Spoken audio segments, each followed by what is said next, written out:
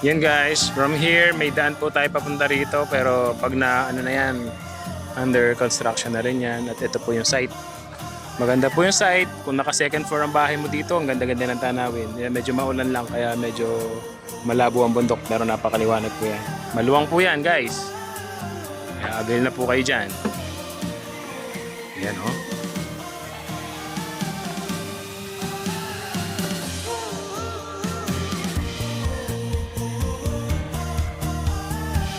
Makalawak. Open for reservation na po yan.